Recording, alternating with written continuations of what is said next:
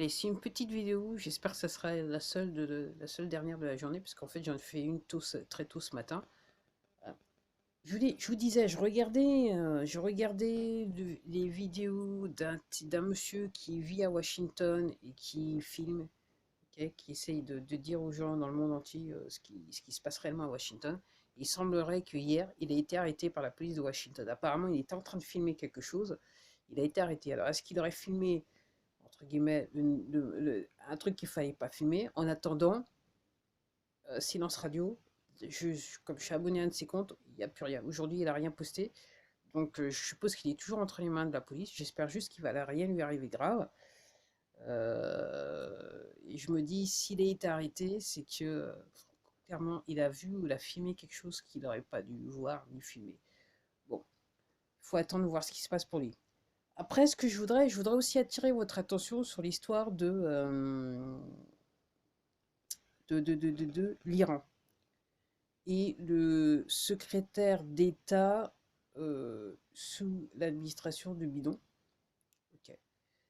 C'est vachement important parce que, en gros, ça sort, effectivement, ça sort dans les médias, mais ce que ça sous-entend, ce que vous voulez, ce que vous a pas réellement expliqué, que j'ai compris il y a quelques mois de ça quand j'ai cherché, je suis tombé sur les documents et les vidéos, surtout des vidéos qui expliquaient l'affaire. Je dirais Dixit Benghazi, c'est que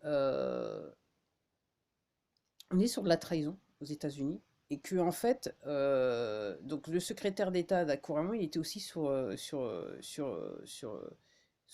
Obama. Et donc Obama, c'est un traître en fait. Et en fait, ce qui s'est passé, c'est que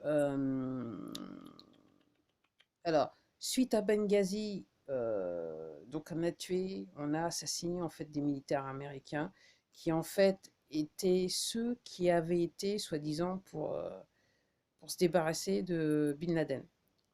En fait, ce qui s'est passé, c'est que l'Iran, là, en fait, avant que les militaires américains arrivent, l'Iran s'est emparé de Ben Laden et l'a fait revenir en Iran. En fait, apparemment, il est mort quelques années plus tard de cause naturelle, apparemment.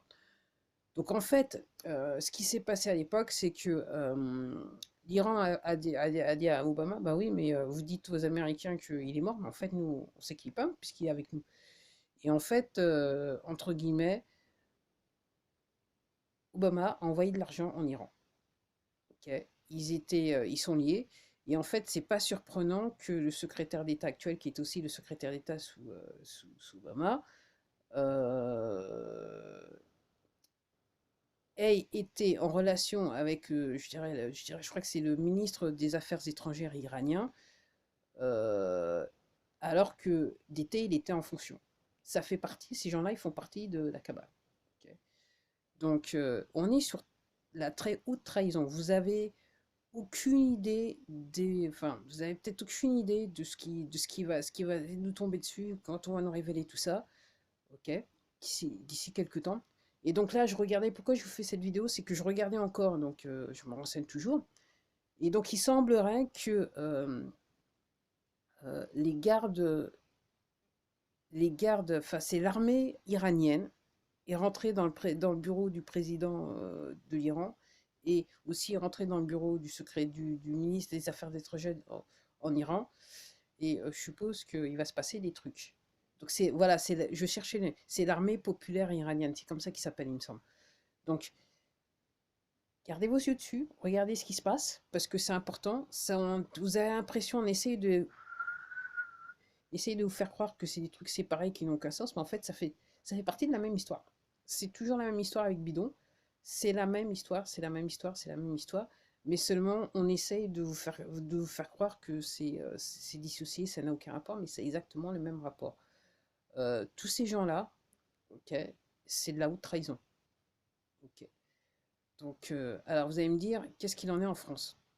Alors, il y a de la trahison, mais peut-être pas, je sais pas. Moi, j'ai pas, à ma connaissance, j'ai pas de fait, mis à part la Libye, euh, euh, dont j'ai entendu parler. Après, j'ai pas, voilà, j'ai pas connaissance de beaucoup de choses par rapport à la France, mais tout ce que je peux vous dire, c'est qu'ils sont tous mouillés de toute façon. Donc, quelque part aussi, c'est la raison pour laquelle les Français ils disent rien, c'est que tout ce qui se passe aux États-Unis, que nous en France on ne le sait pas, en gros, ça va être l'effet domino. Quel que soit, alors ça viendra par les élections, ça viendra peut-être par l'Iran, ça viendra peut-être par la Chine, ça viendra par l'implication que les États-Unis ont avec la Chine et l'Iran. Ok, ça viendra parce que de près ou de loin, des officiels français ont été impliqués. Alors, je dis ça aussi pour en revenir. Donc, il semblerait qu'il y a un général qui a été en fait limogé il y a quelques années de ça sous notre président directeur général, qui a fait un courrier demandant au chef des armées françaises de se bouger un petit peu, et qu'en fait, il était plus, comment ça s'appelle, une honte, je dirais, à l'armée, une honte à la nation. Euh, alors, moi, mon point de vue, c'est si un monsieur comme ça, qui se fait, entre guillemets, jeter de l'armée comme ça, alors qu'apparemment comment ça s'appelle, un CV qui est pas trop mal, et qui, entre guillemets, il se permet d'écrire ce genre de courrier, je pense qu'il y a il y a quelque chose à voir, il faut se pencher sur la question.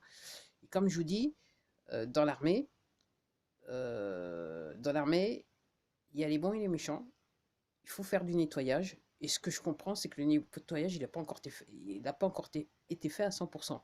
Alors, le fait qu'on pousse en ce moment l'armée en France, ça veut dire que le nettoyage qui n'a pas été fait à 100%, il est sur le point de se faire. Parce qu'il y a des gens qui jouent avec la cabale dans l'armée.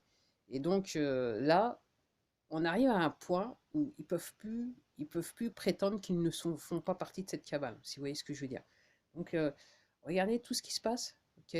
Encore une fois, profitez du temps que le président directeur général vous accorde. Je crois comprendre que maintenant, il va laisser glisser les choses jusqu'à fin mai, début juin, un truc comme ça. Donc, profitez de ce temps qu'il vous accorde, ce temps forcé, ok. Et au lieu de vous inquiéter de savoir comment vous avez payé ici, machin, hein, euh, renseignez-vous. Et comme je vous dis, vous allez, une fois que vous aurez les vraies informations, vous allez vous sentir un petit peu mieux. Alors, ça ne va pas changer le fait que vous n'avez pas d'argent, vous ne pouvez pas payer certaines choses, ou vous êtes en retard beaucoup de choses, mais ça devrait un petit peu vous apporter la sérénité. C'est tout ce que je peux dire. Allez, au revoir.